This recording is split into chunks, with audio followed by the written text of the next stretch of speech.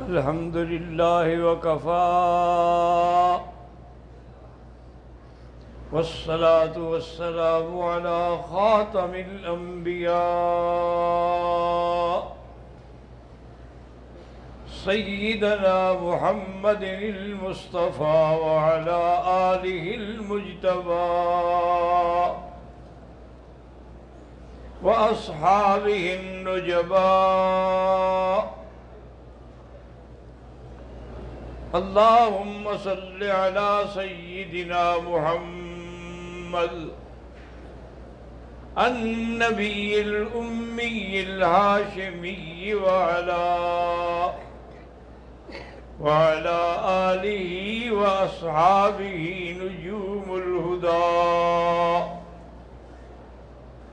أما بعد فقد قال الله تبارك وتعالى في القرآن المجيد والفرقان الحميد: أعوذ بالله من الشيطان الرجيم. بسم الله الرحمن الرحيم. فاذكروني يذكركم واشكروا لي ولا تكفرون. قال النبي صلى الله عليه وسلم: من لا يشكر الناس لا يشكر الله، أو كما قال رسول الله صلى الله عليه وسلم. صدق الله العلي العظيم وصدق رسوله النبي الكريم، ونحن على ذلك لمن الشاهدين ومن الشاكرين، والحمد لله رب العالمين. رب اشرح لي صدري ويسر لي أمري واحلل عقدة من لساني يفقهوا قولي. سبحانك لا علم لنا إلا ما علمتنا إنك أنت العليم الحكيم. برادران اسلام، دروس سابقہ میں صبر کا ذکر کیا تھا کہ آدمی کے لیے کبھی خوشی ہے، کبھی غم ہے، کبھی دکھ ہے، کبھی سکھ ہے، تو وہ اللہ کے فیصلے پہ راضی رہے اور صبر کرے. اور آج کے درس میں شکر پہ بات کرنی ہے، کیونکہ صبر شکر یہ لازم ہیں. اگر صبر ہوگا تو شکر بھی ہوگا، اور شکر ہوگا تو صبر بھی ہوگا. اور شکر جو ہے، یاد رکھیں کہ اس کے 3 اقسام ہیں. الشکر بالجنان، شکر دل سے ہو، اور دوسری قسم کیا ہے؟ الشکر باللسان، کہ زبان سے بھی شکر ہو. الحمدللہ، یا اللہ تیرا شکر، یہ زبان سے شکر ہے. والشکر بالجنان، اور بندے کے ارکان جو ہیں، اعضاء جو ہیں، اس سے بھی شکر ہو. کیا مطلب؟ کہ اللہ نے ہمیں اعضاء دیے ہیں تو وہ اعضاء اللہ کی عبادت میں صرف ہوں. ہاتھ باندھے کھڑا ہے، رکوع میں ہے، سجدے میں ہے. اگر یہ ہاتھ گناہوں میں نعوذ باللہ صرف ہو رہے ہیں تو شکر نہیں ہے. اور شکر اتنی بڑی چیز ہے کہ قرآن پاک میں اللہ نے فرمایا اِنَّا هَدَيْنَاهُ السَّبِيلَ اِمَّا شَاكِرًا وَإِمَّا كَفُورًا، یا تو شکر کرنے والا ہوگا مومن ہے، یا اللہ کی نعمتوں کو چھپانے والا انکار کرنے والا ہوگا تو وہ کافر ہے۔ انسان کو تو یہ چاہیے نا کہ ہر نعمت پہ غور کرے، حتیٰ کہ اللہ نے قرآن پاک میں فرمایا کہ جو تم کھانا کھا رہے ہو، لقمہ توڑتے ہو، کبھی اس پر غور بھی کیا ہے تم نے؟ فَلْيَنظُرِ الْإِنسَانُ عَلَىٰ طَعَامِهِ إِنَّا صَبَبْنَا الْمَاءَ صَبًّا ثُمَّ شَقَقْنَا الْأَرْضَ شَقًّا فَأَنبَتْنَا فِيهَا حَبًّا وَإِنَبًا وَقَضْبًا وَزَيْتُونًا وَنَخْلًا۔ اللہ فرماتا ہے میرے بندے غور کرو اس طعام کی طرف جو تمہارے سامنے آیا ہوا ہے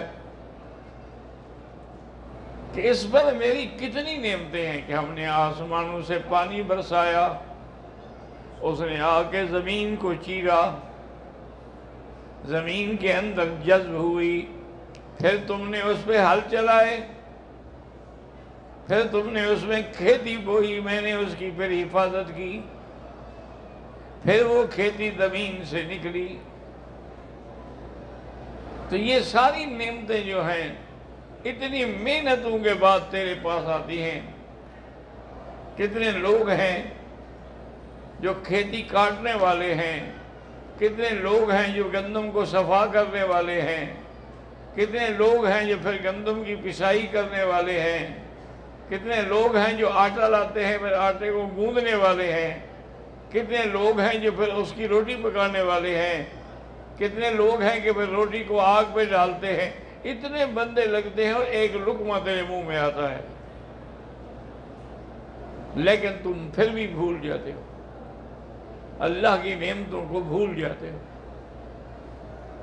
اسی لیے اللہ تبارک و تعالیٰ اپنے بھولے بندوں کو خود بلاتے ہیں، کتنی رحمت ہے اس کی۔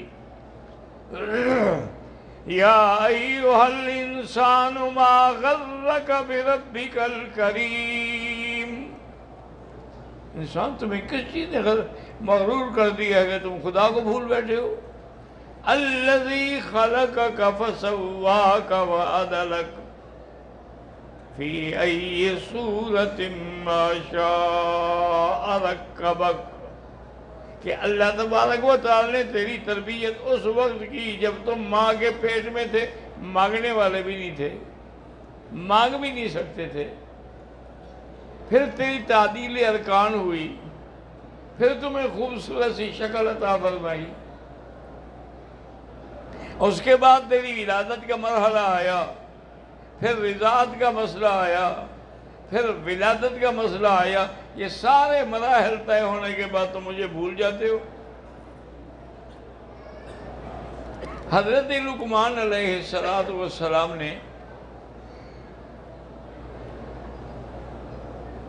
قرآن پاک میں آتا ہے وَلَقَدْ آتَيْنَا لُقْمَانَ الْحِكْمَةَ أَنِ اشْكُرْ لِلَّهِ، اللہ کا شکر کرو۔ من شکر فإنما یشکر لنفسہ، جس نے اللہ کا شکر کیا گویا اس نے اپنا شکر کیا۔ ومن کفر فإن ربی غنی کریم، اور جس نے ناشکری کی، اللہ تو بے پرواہ ہے، وہ غنی ہے، ان کو نہ ہمارے شکر کی ضرورت ہے نہ ہمارے ذکر کی ضرورت ہے۔ اسی طرح حضرت سلیمان علیہ السلام ایک دفعہ اپنے لشکر کے ساتھ گزر رہے تھے کہ کان میں آواز آئی کہ ایک چیونٹی جو ہے وہ خطاب کر رہی ہے، یا ایھا جہنم ادخلوا مساکنکم لا يهتمنكم سليمان وجنوده وهم لا يشعرون. دیکھیں چیونٹی ہے، وہ بھی اپنی جماعت کی خیر مانگ رہی ہے، اور مسلمان اپنی جماعت کا دشمن ہے، مسلمان کا قاتل ہے. اور وہ چیونٹی کہتی ہے کہ بھئی اپنے اپنے بلوں میں گھس جاؤ. حضرت سلیمان لشکر کے ساتھ آ رہے ہیں، تم چھوٹی سی چیز ہو ان کے پاؤں کے نیچے کہیں رندی نہ جاؤ. اور پھر دیکھیں چیونٹی ہو کر نبی پر یہ بات کرنا کہ بھی وہ راؤنڈ ڈالیں گے، کل ایسے ان کو تو پتہ ہی نہیں ہوگا نا. اللہ کے پیغمبر کی بھی صفائی پیش کر دی. فَتَبَسَّمَ ضَاحِكًا مِّن قَوْلِهَا، جب آپ نے سنا تو مسکرائے. قَالَ رَبِّ أَوْزِعْنِي أَن أَشْكُرَ نِعْمَتَكَ الَّتِي أَنْعَمْتَ عَلَيَّ. یا اللہ مجھے شکر کرنے کی توفیق عطا فرما کہ تیری اتنی بڑی نعمت کہ میں پرندے چرندے سب کی زبان سمجھ لیتا ہوں، مجھے اپنے شکر کی توفیق عطا فرما دے. وَأَدْخِلْنِي بِرَحْمَتِكَ فِي عِبَادِكَ الصَّالِحِينَ، اور مجھے اپنے صالحین بندوں میں شامل فرماؤ. اللہ نے ان کو پرندوں کا بھی اور چیونٹیوں کا بھی اور ان چیزوں کا علم، زبان سمجھنے کی علم عطا فرمایا تھا. اللہ جس کو چاہیں دے دے. وَتَفَقَّدَ الطَّيْرَ فَقَالَ مَا لِيَ لَا أَرَى الْهُدْهُدَ أَمْ كَانَ مِنَ الْغَائِبِينَ. اور نے فرمایا کہ بھی وہ ہدہد نظر نہیں آ رہا. لَأُعَذِّبَنَّهُ عَذَابًا شَدِيدًا، میں اس کو سخت عذاب دوں گا. اَوْ لَأَذْبَحَنَّهُ، یا میں ذبح کر دوں گا اس کو. اَوْ لَيَأْتِيَنِّي بِسُلْطَانٍ مُبِينٍ، یا وہ کوئی کھلی ہوئی دلیل لے آئے اپنی غیر حاضری کی. اب جب ہدہد قریب آیا، اب دیکھیں پرندہ ہے، اس کو بھی اللہ نے بولنے کی توفیق دی. قَالَ أَحَطتُ بِمَا لَمْ تُحِطْ بِهِ وَجِئْتُكَ مِنْ سَبَإٍ بِنَبَإٍ یقین. انہوں نے کہا حضرت سلیمان میں ملک سبا سے خبر لے کے آ رہا ہوں، پہلے میری رپورٹ سن لیں پھر مجھے قتل کریں یا زندہ رکھیں. انی وجدتها امرأة، میں نے دیکھا کہ وہاں ایک عورت ہے جو ان پر حکومت کرتی ہے. امرأة تملکها وَأُوتِيَتْ مِنْ كُلِّ شَيْءٍ وَلَهَا عَرْشٌ عَظِيمٌ. اللہ نے اس کو ہر نعمت عطا فرمائی ہے، اور اس کا جو تخت ہے، عرش ہے، وہ بہت بڑا تخت ہے جس پر بیٹھ کے وہ حکومت کرتی ہے. اب حضرت سلیمان علیہ السلام نے اپنے ساتھیوں سے فرمایا،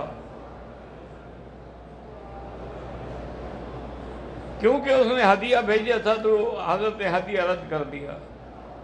فرمایا اللہ نے مجھے اتنا دیا، مجھے تمہارے ہدیہ کی کوئی ضرورت نہیں ہے.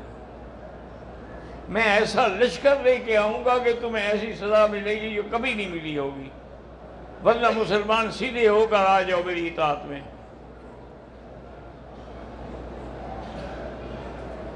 اور آپ نے اپنے ساتھیوں سے کہا کہ یا ایھا الملؤ ایکم یاتینی بعرشھا قبل ان یاتونی مسلمین۔ اور میں کون ہے جو اس کا وہ تخت جو ہے نا بڑا، جس کی حضرت نے بڑی تعریف کی ہے، وہ اٹھا کے لے آئے، لیکن اس کے آنے سے بھی پہلے وہ تخت آ جائے۔ قال عفریت من الجن انا آتیک بہ قبل ان تقوم من مقامک وانی علیہ لقوی امین۔ عفریت جنات میں سے جو بڑا سرکش تھا، اس نے کہا اگر حکم ہو تو میں لے آ سکتا ہوں، اور میں اس پہ طاقت بھی رکھتا ہوں، امین بھی ہوں، اور وہ تخت اتنی دیر میں لے آؤں گا جتنی دیر آپ کی مجلس ہوتی ہے۔ آپ نے پھر میں نے یہ بھی بڑی دیر ہے، اور پھر میں کوئی اور ساتھی ہے؟ قال الذی لہ علم من الکتاب انا آتیک بہ قبل ان یرتد الیک طرفک۔ آپ کے ساتھیوں میں ایک تھا جس کو اللہ نے اسم اعظم کا علم عطا فرمایا تھا، اور نے کہا حضرت آپ کی آنکھ پلک جھپکنے کی دیر میں لے آؤں گا، تو فوراً وہ تخت لے آیا۔ پھر آپ نے حکم دیا کہ اس میں کوئی تھوڑی بہت تبدیلی کر دو، ہم دیکھیں گے وہ پہچان پاتی ہے کہ نہیں۔ اور پھر اس نے ان کا دوسرا امتحان یہ لیا کہ ایک بڑا حوض بنوایا پانی کا، جیسے سوئمنگ پول بڑی کوٹھیوں میں ہوتے ہیں، اور اسی رنگ کا باہر پتھر لگایا جیسے پانی کا رنگ ہوتا ہے،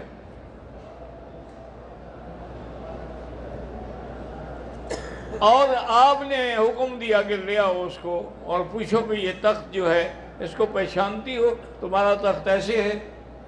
اس نے کہا کان نہ ہو، معلوم تو یہ ہوتا ہے کہ اسی طرح ہے۔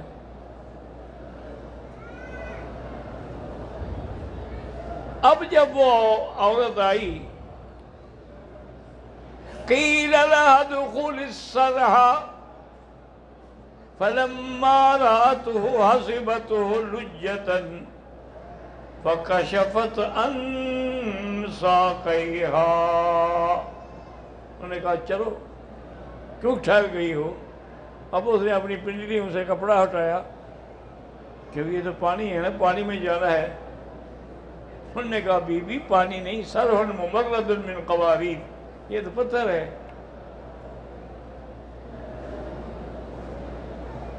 بڑا افسوس ہے کہ ہمارے بعض اہل بدعت حضرات جو ہیں نا، جو خود عشق کے چکر میں ہوتے ہیں،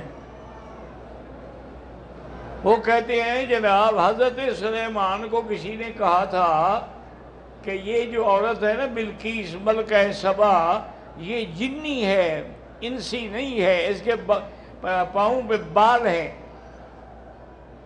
تو حضرت وہ بال دیکھنا چاہتے تھے کہ جب پنجلی سے کپڑا ہٹائے گی تو پتہ لگ جائے گا۔ اگر اللہ کے نبی بھی ایسا کام کر سکتے ہیں تو پھر ہمارے بادشاہ یا امیر کیسے نہیں کریں گے؟ خدا کا خوف کرو، اللہ کے پیغمبر پہ تہمت لگا رہے ہو کہ پنڈلیاں دیکھنے کے لیے سارا خرچ کیا۔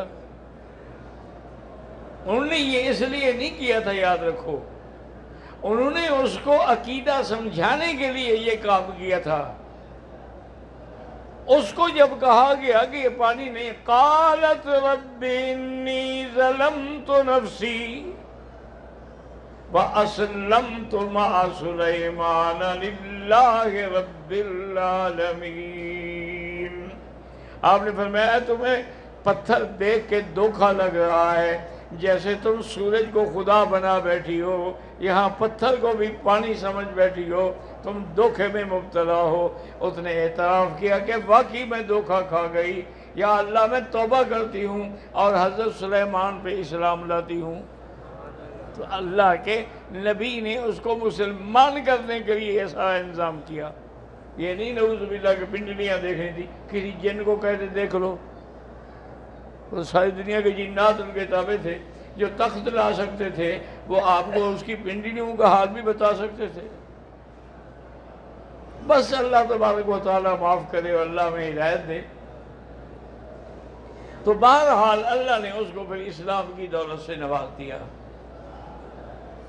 اسی طرح ایک بزرگ تھے جو ایک جزیرے میں، جزیرہ کہتے ہیں کہ ادھر ادھر پانی ہو اور درمیان میں جگہ خالی ہو، ایک جزیرے میں آگے بیٹھے اور 500 سال تک وہاں بیٹھے رہے۔ اللہ نے ان کے پینے کے لیے چشمہ جاری کر دیا اور کھانے کے لیے ایک انار کا درخت اگایا۔ وہ روزانہ ایک انار کھاتے تھے اور پانی پی لیتے تھے، باقی سارا وقت جو ہے وہ اللہ کے ذکر میں گزارتے تھے۔ جب ان کی موت کا وقت آیا تو اللہ تبارک و تعالیٰ نے ان کی جنت کا فیصلہ کیا۔ اللہ نے فرمایا چلو میرے بندے کا امتحان لو۔ فرشتوں سے کہا کہ اس کو جہنم کی طرف لے جاؤ، لیکن اتنا قریب نہ لے جانا کہ میرے بندے کو تکلیف ہو، دور سے اس کو ذرا دکھاؤ کہ جہنم کیا بلا ہے۔ وہ لے آئے، جب دیکھا تو وہ تو پانی پانی ہو گیا، اور العطش العطش، انہوں نے کہا مجھے پانی تو میں تو مر جاؤں گا، اتنا گرمی۔ ایک فرشتہ پانی کا گلاس لے آیا اور اس نے کہا یہ پانی کا گلاس اگر میں دوں اس کے بدلے میں کیا دو گے؟ انہوں نے کہا جو 500 سال میں نے عبادت کی وہی میرے پاس ہے، اور تو کچھ ہے نہیں، وہ لے لو لیکن پانی مجھے دو۔ اللہ نے فرمایا میرے بندے یہ تو ایک گلاس ہے، تم جو 500 سال تک پانی پیتے رہے اور انار کھاتے رہے اس کا شکر ادا کر لیا ہے۔ تو پھر اللہ نے بہرحال ان کی غلطی معاف کر دی اور ان کو جنت میں داخل فرما دیا۔ تو یہ بہرحال یاد رکھیں کہ شکر جو ہے وہ بڑی نعمت ہے، اور اسی لیے یہ بھی حکم ہے کہ اگر کوئی بندہ تم پہ احسان کرے اس کا بھی تم شکر ادا کرو، کیونکہ من لا یشکر الناس لا یشکر اللہ، جو بندے کا شکر نہیں ادا کرتا وہ اللہ کا شکر بھی نہیں ادا کرتا۔ تو اس کا بھی آپ کو شکر ادا کرنا چاہیے ہر لحاظ سے۔ اللہ آپ کو بھی، مجھے بھی، ہر مسلمان کو شاکرین سے بنائے گا۔